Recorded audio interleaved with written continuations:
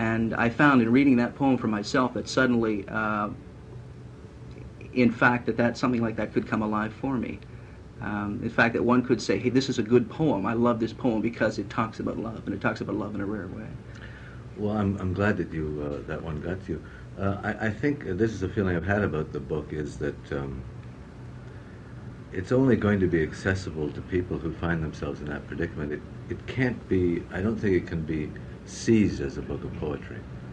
I think it can only be seized as a book of prayer, or a book of the deepest concerns that a person happens to refer to, the deepest concerns that a person has. If a person isn't in the kind of trouble that this book comes out of, I don't think it will mean anything.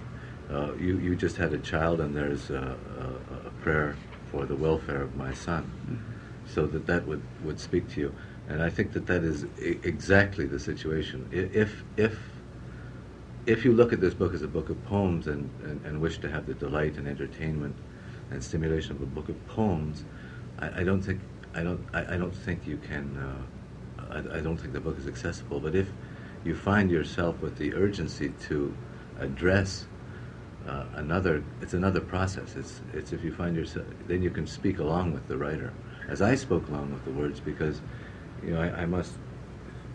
It sounds arrogant, but this book is inspired, and it's something that doesn't come out of a choice. It was the only words I could speak. If you find yourself in the kind of condition where these are the kinds of words that you need to speak, then the book will mean something. Otherwise, then it's just a religious artifact. It's just like making a ceremonial object, and you can, judge it by aesthetic criteria, or, is it well balanced? Do the words follow one another? Is there music? Is there rhythm? Is there authority? But that isn't what it's for. With that in mind, where does A Book of Mercy stand in relation to your earlier work? Works which I only assume that you consider to be books of poetry. Well, I've often said that I know that the lines don't come to the end of the page, and there are rhymes and rhythms, and I suppose that qualifies it as a shot at poetry, but I've always thought of poetry as a verdict.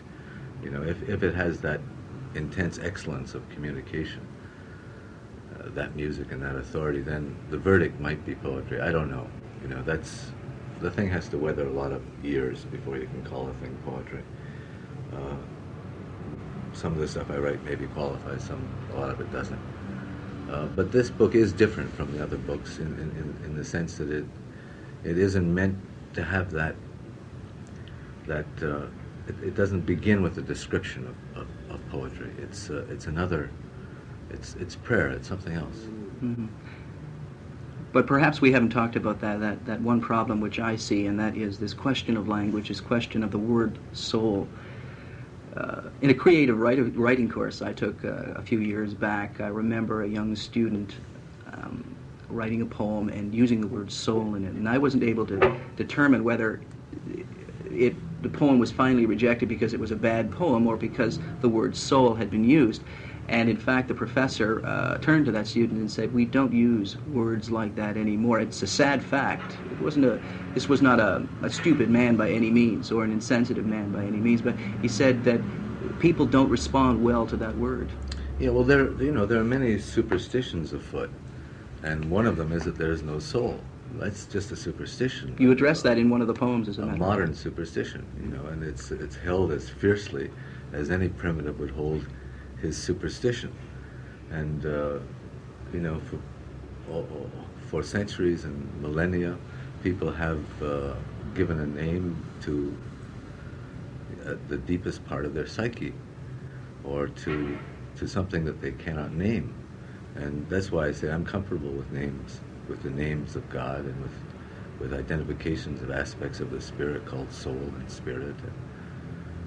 And in most religious traditions, there are very, very precise designations for that interior life that connects with the source of creation. There are some people who argue that interior life has been squelched by the soul of machinery, by a world which has grown progressively smaller, and that there has to be some kind of redefinition of the soul, that there has to be some kind of redefinition of the internal world, perhaps to make it coincide, to make it perhaps live better in the external world? Well, I think that you only become, you only get worried about the soul or even address the problem in any deep way. I'm not talking about a legitimate academic approach, but in any deep way, you only address the problem of the soul when you feel that you're losing it. And that's what it's that kind of landscape that the book comes out of. It's often like love, like marriage, like any other of our deep activities. We only become conscious of their value when their loss is imminent. Mm-hmm. I have an earlier poem here, Yeah. and it points out something which I guess I've sort of been getting at, and again, I don't want to harp too much on this, but it is language, and I am fascinated by language and how people use it. It's a poem called Snow is Falling. There's a nude in my room. Mm-hmm. She surveys the wine-colored carpet. She is 18. She has straight hair. She speaks no Montreal language.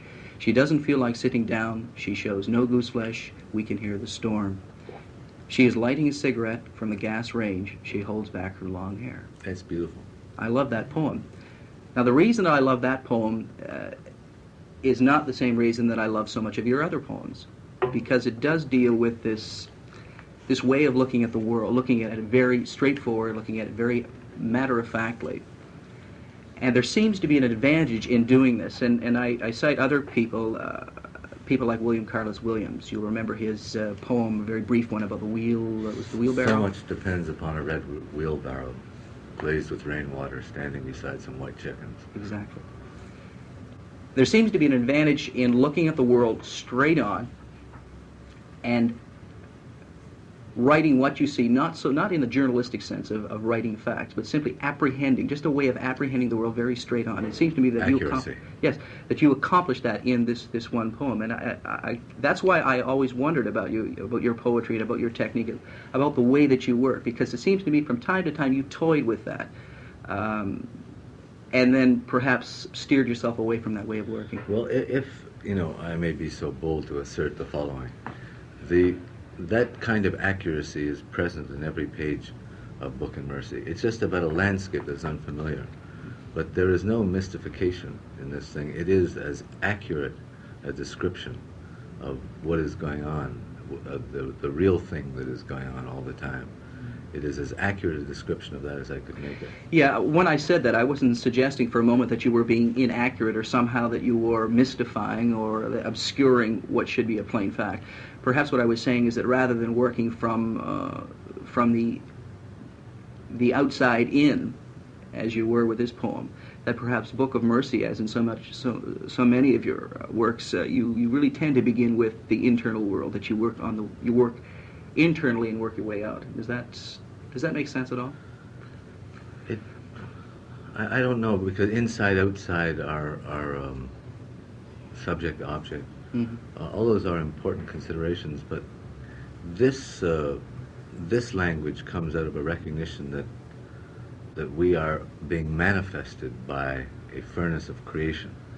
And that's a reality in this book. It's a reality to me that we are being sustained. We are being kept alive by a majestic, unutterable name, and it is to address this source of things that the book had to be written.